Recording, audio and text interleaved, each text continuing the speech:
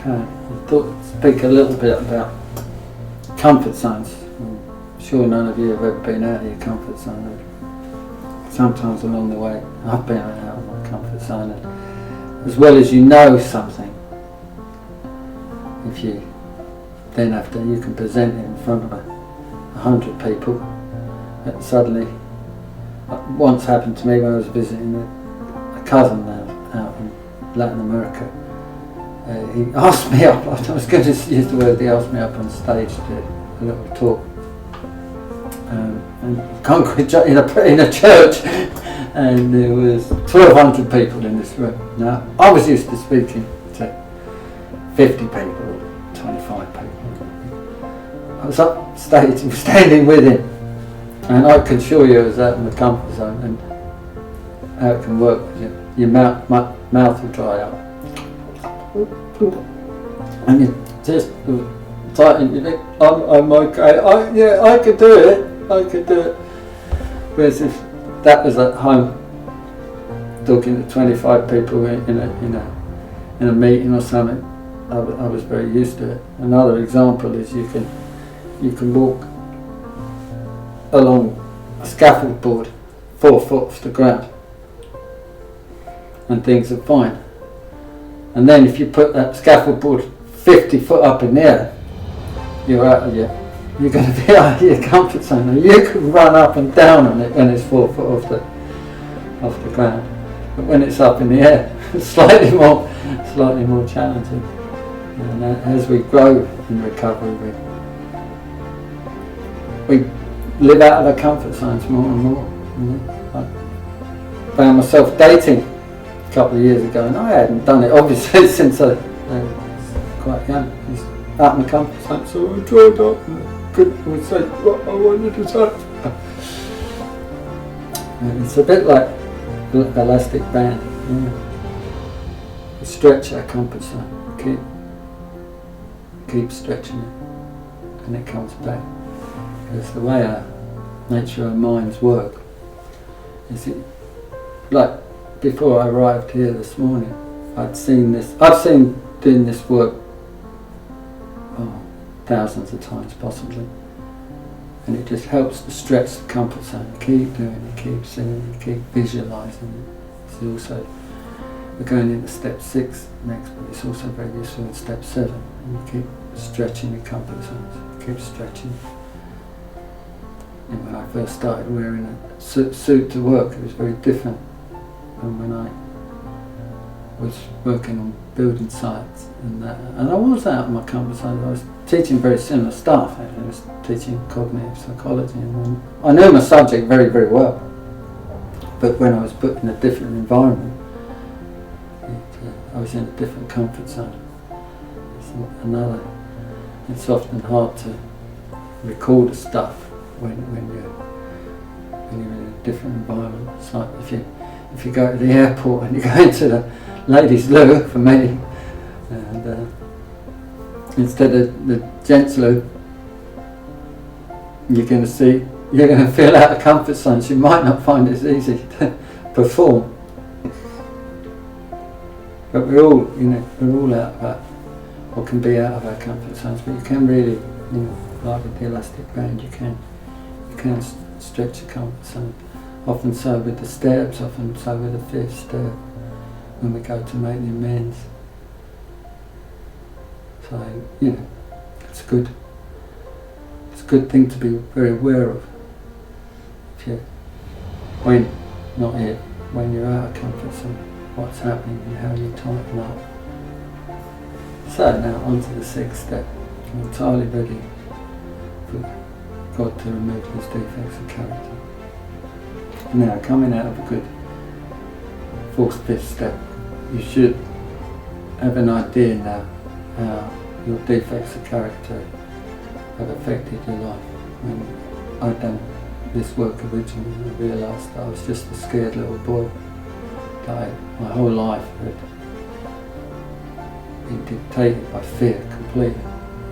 Kind of picked it up as a child, when my whole life is dominated by fear. A scared little boy, scared of going to work, scared of success, scared of failure, certainly scared of girls, certainly scared of intimate relationships. So you'll have your list of defects and how they affect your life, and bring them out on the fifth step, or you can look back at the fifth step, low self-esteem. How's it affected your life? For me, I realised that they completely decimated. I was scared of everything and everybody, but I was pretending to be a big tough guy. It wasn't so. So I had a friend in recovery. He's not with us anymore. He said he did a long time in prison, and he said in prison there was all these pussycats pretending they were really brave, tough men. He said when he entered recovery, he said he saw all these big, tough, brave men acting like pussycats. I just thought it was a great analogy of how some of us have lived our lives. Pretty much most of my defects boiled down to fear and low self-esteem, although they might have come out in other ways. In the end, they all boil down to fear. It talks about that in the big book quite clearly. We think this word causes more harm than stealing. So it may come out, we steal because we don't think we're going to have enough.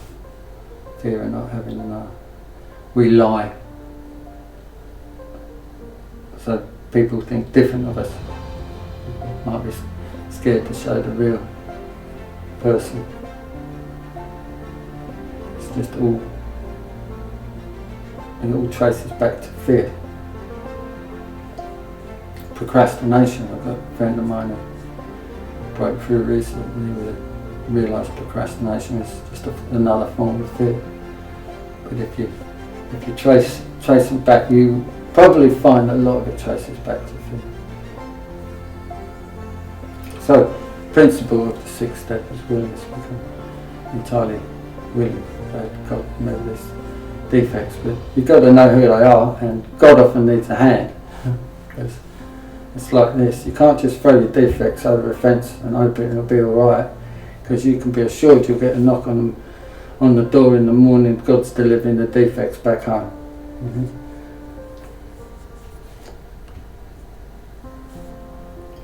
One of the exercises worth trying here is what would life be like without the defect? What would your life be like? You can either write a description or a mind map. And what would your life be without fear? What would your life be like without low self-worth? What would your life be like? What would it be like with a new characteristic? What would your life be like if you lived in faith? If you got on with doing things straight away instead of procrastinating. Right? Because the reason we do it like this is because it creates a willingness. Because if you start to look at what life would be without the defect, it can stretch your comfort zone, and it can make you look at creating the willingness to start doing your part to let go of fear, procrastination, low self-worth. Just create a mind map, a vision. You can do it without a mind map. You can do it the old-fashioned way. Just write a description. Do this for all the defects, depending how they've come out in the fifth step, fourth and fifth step. You'll see how much they've affected your life. And so that's the stuff. You create the willingness. And then when you're ready, you can possibly take the 7-step prayer, which is written in the big book. I encourage you to spend a bit of time on this. It's not a step to stay in forever, because when we start, a word stoma is when we start to see what we haven't seen, which we see in the 5th step. Stone is a Greek word for blind spot. So you're going to start seeing things differently. You're going to see blind spots. You're going to see things you thought you were great at and you're not so good at. You might see where you never went for that position at work or something because you were fearful. You never told the truth because you were scared of what people might think of you. There'll be blind spots. As I said, scotoma is a Greek word for blind spot. You'll see them all over the place. But this is, when you start doing that, you realise that God's showing you as well as you seeing things. These blind spots will just be all over. You didn't see that, you didn't see that. So you're going to have plenty of work with.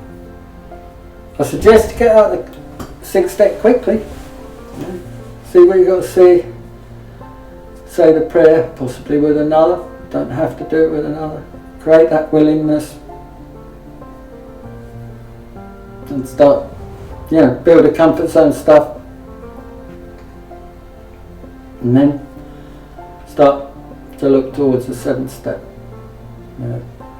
We've got a lot of change work that we can show you in the 7th step.